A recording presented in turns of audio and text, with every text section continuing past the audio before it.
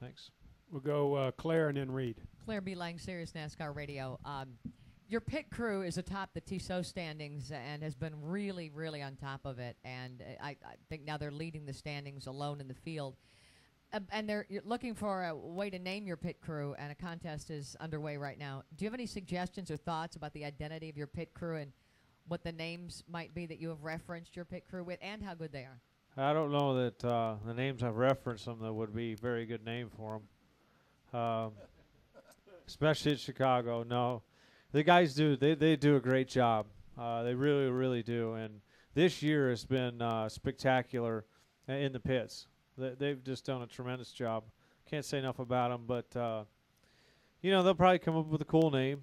I know Jeff Gordon had the Rainbow Warriors and so on and so on, but hopefully they'll keep up the good work and help us get in the chase. And I think the fans are voting on or sending in their thing at 3mcarcare.com. So they're 3M's letting the fans decide they're going to pick something, but I'm curious to see what ends up being. Two more. We'll go Reed, Al. Go ahead. Reed Spencer with Sporting News. Greg, with Bristol coming up in 3 weeks, could you talk just a little bit about what it takes to be successful there and how that might have changed since they redid the track? Yeah, it's certainly changed. Bristol has a lot. I'm going to say that Bristol's not easy for sure. It never has been, but Bristol seems to be like easier now than it was before.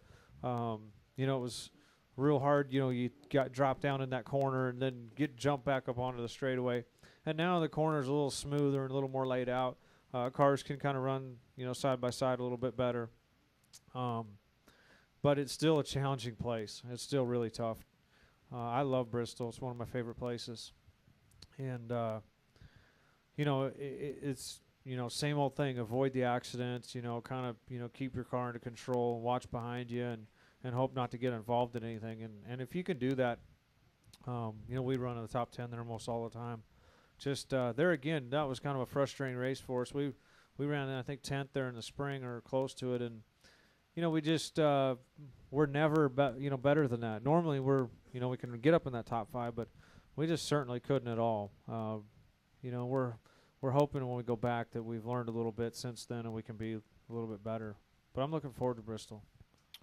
Final question, Al Pierce. Go ahead. Yeah, Greg, Al Pierce from Auto Week. Assuming you run nationwide races next year, what do you think of the Mustang being the car of choice for that deal? Well, I think it's pretty exciting.